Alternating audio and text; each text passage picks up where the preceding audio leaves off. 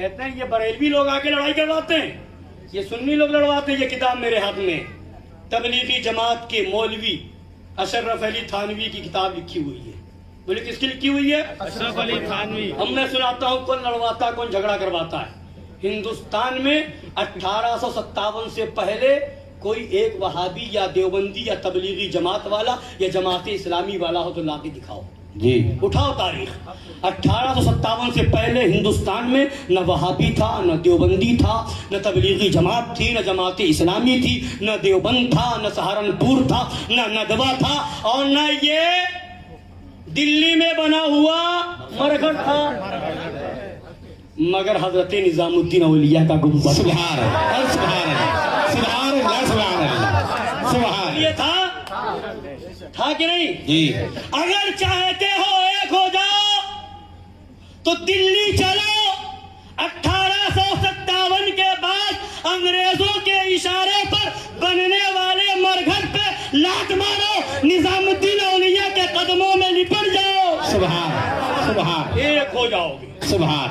اتحاد ہوگا مگر حضرت نظام الدین اولیاء کے قدموں میں ہوگا. سبحان سبحان. اتحاد ہوگا حضرت غریب نواز کے قدموں میں ہوگا. سبحان سبحان. ندوہ نہ تھا، دیوبند نہ تھا، مگر غریب نواز کا گنبد تھا. بے ان شک. کی چادر تھی، ان کا عرس تھا، ان کے نام پر جلوس تھا، ان کے نام پر لنگر ہو رہا تھا، ڈیگیں چڑھ رہی تھی. سبحان سبحان. لڑائی کس نے کروائی بتا دوں؟ جی. میرے گھر کی کتاب نہیں، بریلی شریف کی نہیں، پیلی بھی شریف کی نہیں. یہ کتاب زکریا بک ڈپو دیوبند کی چھپی ہوئی ہے.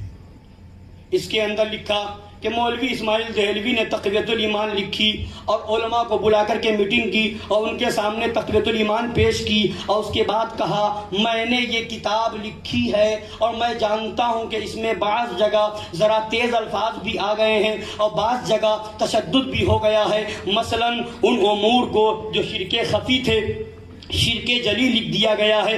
ان وجوہ سے مجھے اندیشہ ہے کہ اس کی اشاعت سے شورش ضرور ہوگی. اس کی اشاعت سے کتاب کے چھپنے سے شورش ہوگی، ہنگامہ، لڑائی جھگڑا.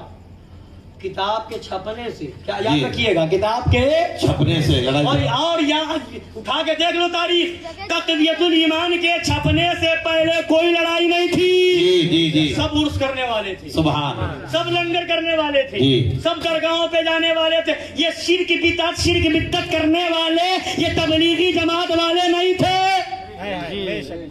سمجھ رہے ہیں؟ اب آئیے لکھتا ہے آگے، میں نے یہ کتاب لکھ دی ہے، گو اس سے شورش ہوگی مگر توقع ہے کہ لڑ بھڑ کر خود ٹھیک ہو جائیں گے. لڑ بھڑ کے. یہ کتاب ہے حکایات اولیاء، اس کا صفحہ نمبر 83-84. کتاب نام کا نام حکایات اولیاء ہے. اس کے اندر یہ لکھا ہے. تو اب مسلمانوں انصاف سے بتاؤ، جھگڑا کروانے والا کون؟ تبلیغی جماعت والے. لڑائی کس نے کروائی؟ تبلیغی جماعت والوں نے. اس لیے اگر چاہتے ہو امن میں رہنا، امن و شانتی کے ساتھ زندگی گزارنا، تو بزرگوں کے دامن سے لپٹ جاؤ. سبحان. حضرات یوسفین شریفین کے دامن سے لپٹ جاؤ. حضرت شرف الدین سہروردی کے دامن سے لپٹ جاؤ. حضرت بندہ نواز گیسو دراز کے قدموں سے لپٹ جاؤ. غریب نواز سرکار کے آستانے سے لپٹ جاؤ. جو ان بزرگوں نے پیغام دیا ہے انہیں اس پیغام کو سینے سے لگا لو. یہاں بھی کامیاب رہو گے، وہاں بھی کامیاب. سبحان اللہ سبحان. یہ ہے ان وہابیوں دیوبندیوں کا عقیدہ. معاذ اللہ ان کی کتاب تقویت الایمان میں لکھا نبی مر کر مٹی میں مل گئے. معاذ اللہ. نبی اپنی بیٹی فاطمہ کو جہنم سے نہیں بچا سکتے.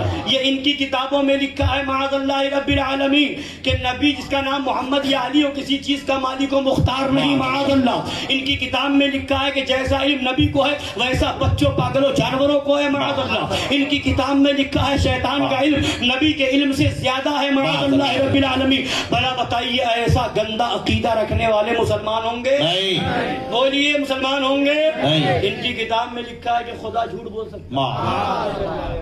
تو سب سے بڑا آتنکواد یہ ہے جو خدا کو جھوٹا کہے، اس سے بڑا آتنکواد کوئی نہیں. بولیے جو نبی کو اپنی طرح کہے اس سے بڑا آتنکوادی کوئی نہیں ہے.